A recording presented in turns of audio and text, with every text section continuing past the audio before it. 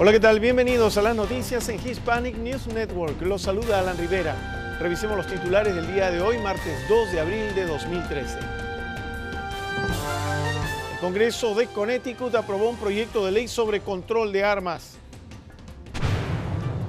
Arrestan por corrupción a 6 políticos, entre ellos un senador y candidato a la alcaldía de Nueva York. Analizan dar licencias a inmigrantes indocumentados en Vermont. Corea del Norte anuncia que reactivará una central nuclear. Naciones Unidas responde que las amenazas nucleares no son un juego. Aumenta el número de reos de Guantánamo en huelga de hambre. Y además, tenemos la lista de las películas más taquilleras en los cines del país.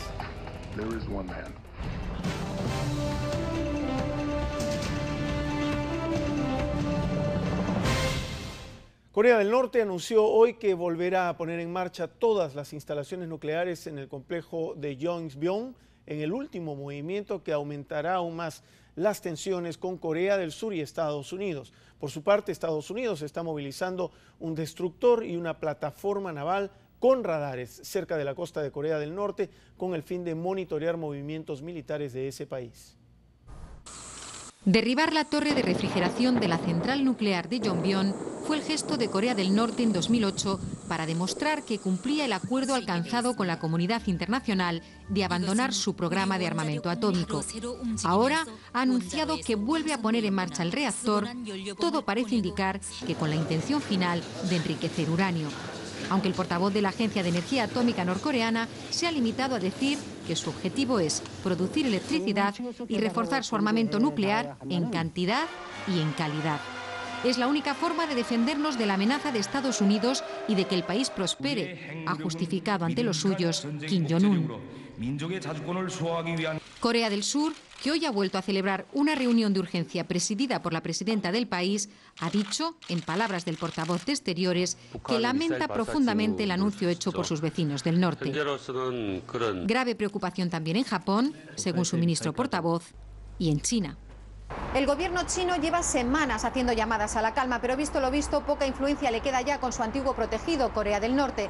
Los expertos aseguran que esta escalada de amenazas se produce cada año, coincidiendo con las maniobras militares de Estados Unidos en la zona, pero también reconocen que nunca se había llegado tan lejos y ninguno se atreve a descartar que pueda producirse alguna escaramuza.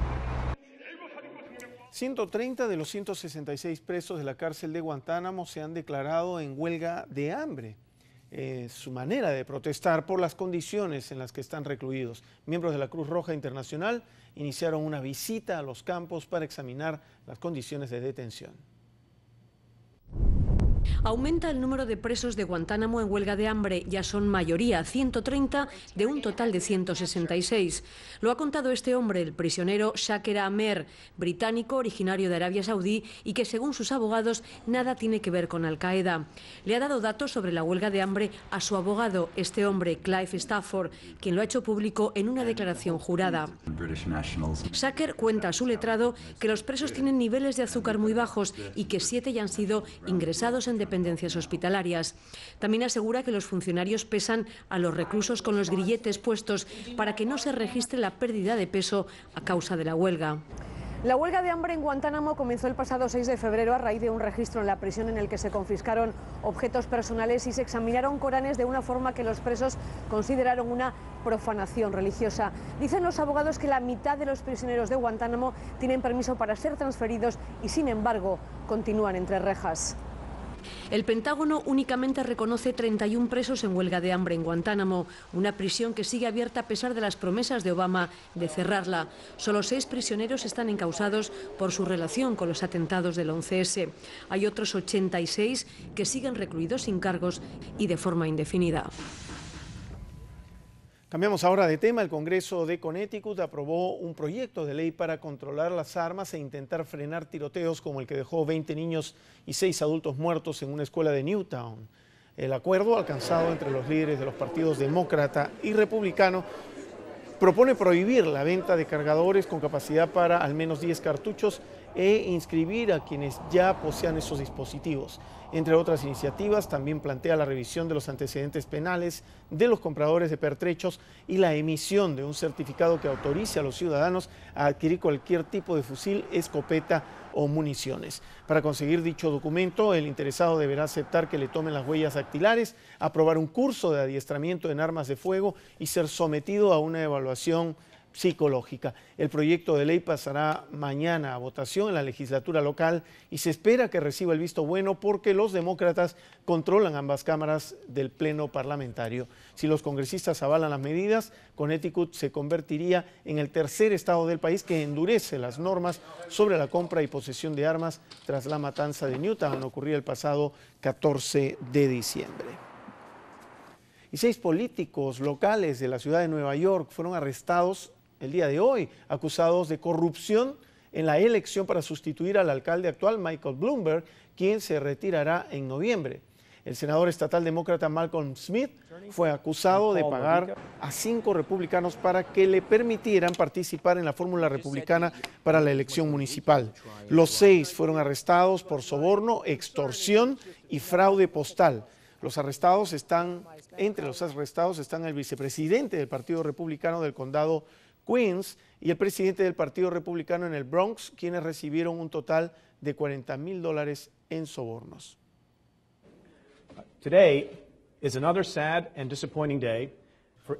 Hoy es otro día triste y decepcionante para todos los neoyorquinos que no han renunciado al sueño de un gobierno honesto.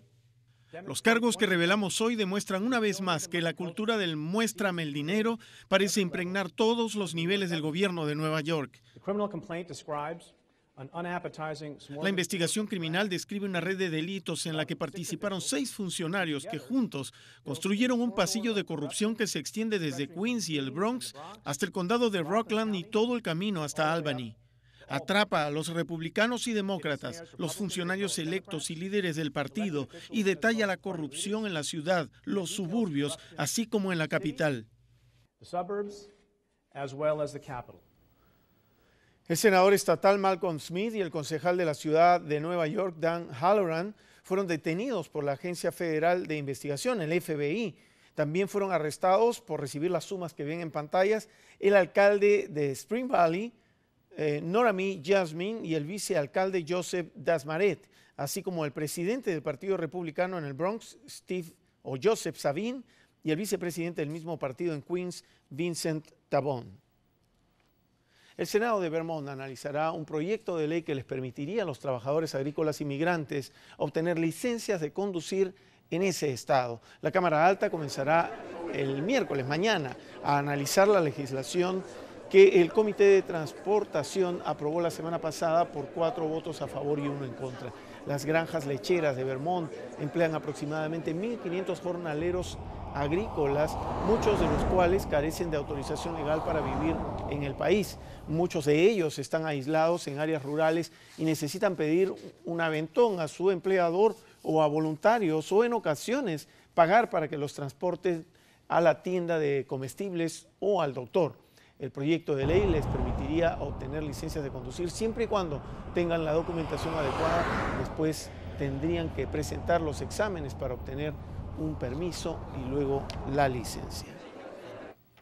En nuestra sección de asesinos seriales vamos a presentar a un criminal que viajaba constantemente a lo largo y ancho de Estados Unidos con el fin de ocultar sus crímenes y hacer más difícil su detención. Al final bajó la guardia y fue detectado. Se trata de Israel Case y esta es su historia.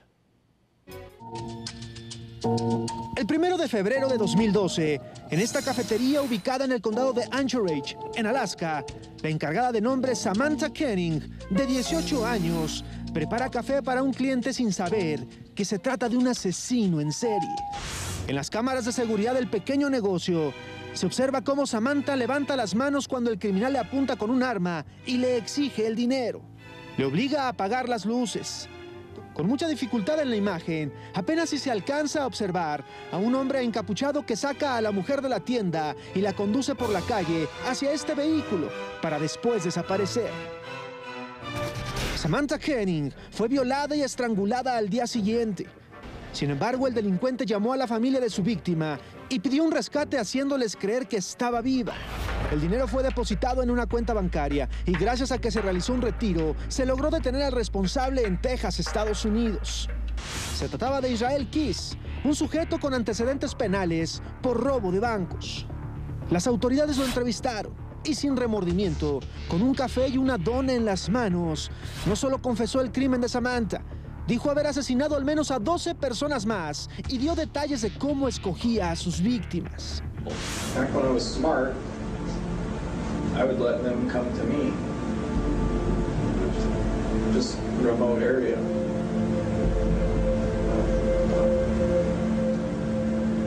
Come go to a remote area that's not anywhere near where you live, but that other people go to as well. You might not get exactly what you're, there's not as much to choose from in a manner of speaking, but there's also no witnesses really. Solamente dio 2 nombres más. Dijo que en junio de 2011 viajó a Chicago, entró a la casa de Bill y Lorraine Courier, una pareja que desde entonces había desaparecido y nadie sabía de ellos. Keys confesó haberlos asesinado y proporcionó la ubicación en donde enterró los cuerpos. Y en efecto, las autoridades hallaron los restos. Estaba comprobado, este sujeto era un asesino en serie, con serios problemas de personalidad. There is no one who knows me, or who has ever known me, who knows anything about me, really. I'm 2 different people, basically. How long have you been 2 different people? Long time. 14 years. Antes de ser juzgado, Israel Keys se suicidó en prisión el 2 de diciembre de 2012, llevándose a la tumba la identidad del resto de sus víctimas.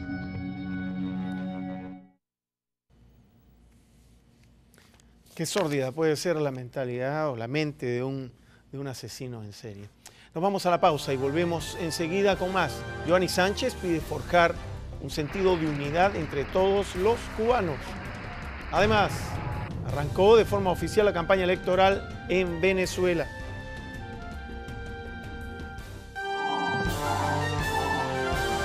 Gracias por continuar con nosotros. La bloguera cubana Joanny Sánchez hizo un llamado a los cubanos en Miami para que dejen de establecer divisiones entre los cubanos y diga que hay solamente un sentimiento de todos los cubanos, los que están en la isla y los que están aquí en Estados Unidos. Entre protestas por su oposición al embargo y su decisión de regresar a Cuba una vez que acabe su gira internacional y gritos de libertad, libertad, fue recibida la bloguera Joanny Sánchez en la emblemática Torre de la Libertad de Miami, donde hizo un llamado a terminar la división entre cubanos de Fidel y de Miami.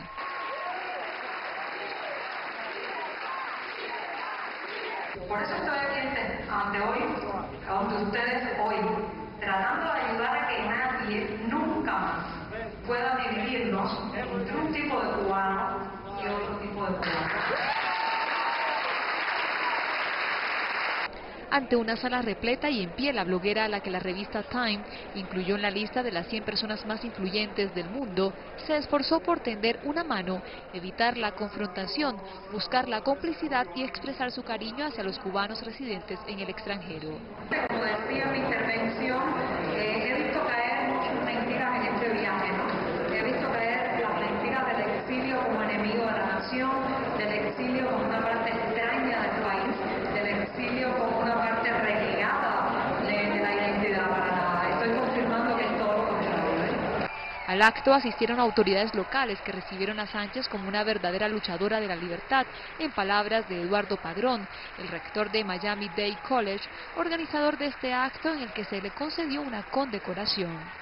En el exterior del edificio quedó gente que no logró entradas, pero que quería igualmente mostrar su apoyo a la disidente, sobre la que coincidieron en apuntar que ha modificado el perfil del exilio cubano, porque antes salían de Cuba y se quedaban fuera, o quizás volvían, pero amansados. Y arrancó de forma oficial la campaña electoral en Venezuela, la más corta de su historia, pues las elecciones son el próximo domingo 14. El presidente reemplazante Nicolás Maduro parte como el favorito para suceder a Hugo Chávez en una contienda donde el uso del poder del gobierno se exhibe sin ningún pudor. Las horas previas al inicio de la campaña fueron también de proselitismo electoral. No hay tiempo que perder, porque apenas hay 10 días para recorrer el país buscando apoyos. Nicolás Maduro anunció en su programa Diálogo Bolivariano un nuevo plan de desarme para acabar con la inseguridad, el asunto que más preocupa a los venezolanos. Cesen ya la violencia, el secuestro, cesen ya la violencia. El problema es que en Venezuela no se respeta la vida. Según el gobierno, el año pasado hubo 16.000 homicidios. Las ONGs suben la cifra a 19.000. Más del 90% de los crímenes quedan impunes. Contra esa situación convocó anoche una marcha Enrique Capriles.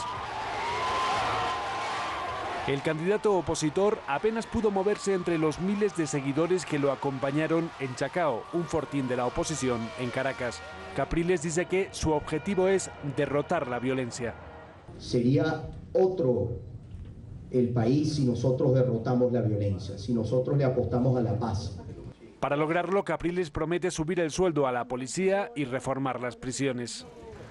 Pero todas las promesas parecen escasas para un candidato, Capriles, que lucha contra corriente y al que las últimas encuestas sitúan entre 10 y 20 puntos por debajo de Nicolás Maduro. Porque esta patria la llevo aquí en mi corazón y ustedes no son los buenos y nosotros somos los malos.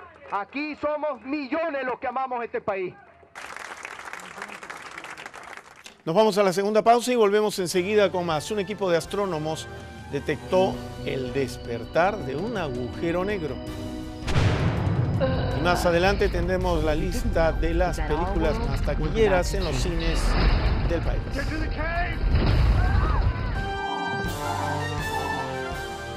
Un grupo de astrónomos detectó algo insólito, como si se tratara de un volcán en inactividad. Un agujero negro despertó y se tragó un planeta, así como lo oyen.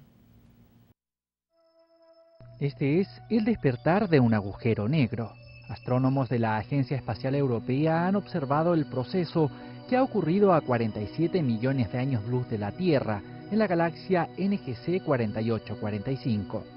El hallazgo, publicado en la revista Astronomía y Astrofísica, fue completamente inesperado y ha permitido observar cómo se ha despertado un agujero negro para alimentar a un objeto de masa baja que podría ser una enana marrón o un planeta gigante. Los análisis corroboran que el agujero negro, con una masa semejante a 300.000 veces la del Sol, se quebró y se alimenta de objetos que tienen una masa de entre 14 y 30 veces la de Júpiter. Los científicos aseguran que un acontecimiento similar ocurrirá tal vez este año en el agujero negro del centro de la Vía Láctea. Nos vamos rápidamente a la pausa y volvemos enseguida con más, con la lista de las películas más taquilleras en los cines del país. Ya lo saben, le invitamos a ingresar a nuestra página de Facebook, Hispanic News Network, para que nos dé sus comentarios acerca de nuestro informativo, sus críticas y sus sugerencias. Lo dejamos con las temperaturas a lo largo y ancho del país en las principales ciudades. Esas son las temperaturas para esta hora, un poco de frío en el norte, centro y este del país. Y para el día de mañana, este es el pronóstico de nuestros meteorólogos. Regresamos de inmediato con lo último.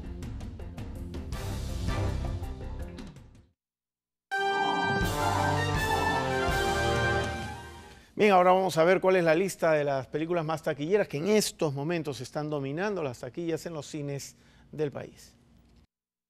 Esta semana las taquillas estadounidenses nos presentan en el quinto lugar a Oz the Great and Powerful. El filme en el que participan James Franco y Mila Kunis ingresó $11.6 millones durante el fin de semana. Siendo una precuela de The Wizard of Oz, nos regresa a un mundo fantástico para explicar los orígenes de algunos de sus personajes más recordados. Aunque ocupa el quinto lugar en las taquillas de esta semana, en los próximos días se convertirá en la primera película del año que alcanza los $200 millones acumulados en taquilla desde su estreno. En el cuarto lugar se ubica Olympus Has Fallen con un ingreso de $14 millones.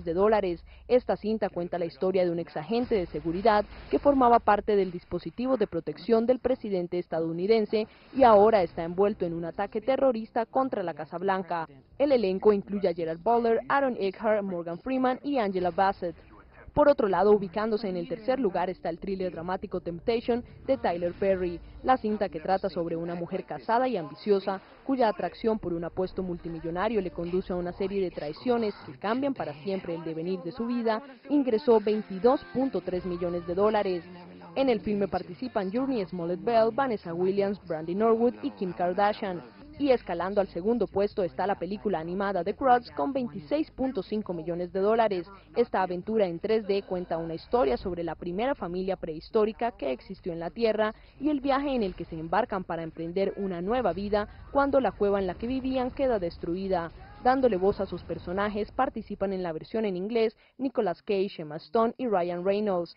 Y finalmente el primer lugar es para la película de acción G.I. Joe Retaliation, que llenó las salas de cine e ingresó $51.7 millones desde su estreno el pasado jueves.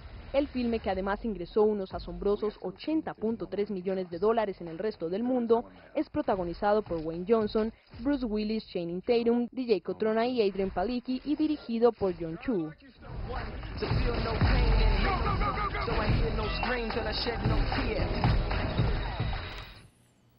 Bien, buenas películas las que están en cartelera y las que están liderando, por supuesto, las taquillas. Hasta aquí la presente edición de Noticias. Muchas gracias por su preferencia.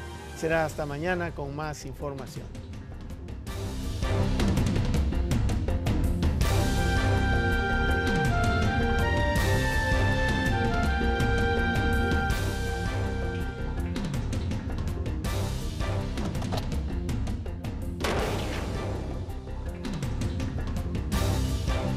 The charges we unseal today demonstrate once again that a show-me-the-money culture seems to pervade every level of New York government.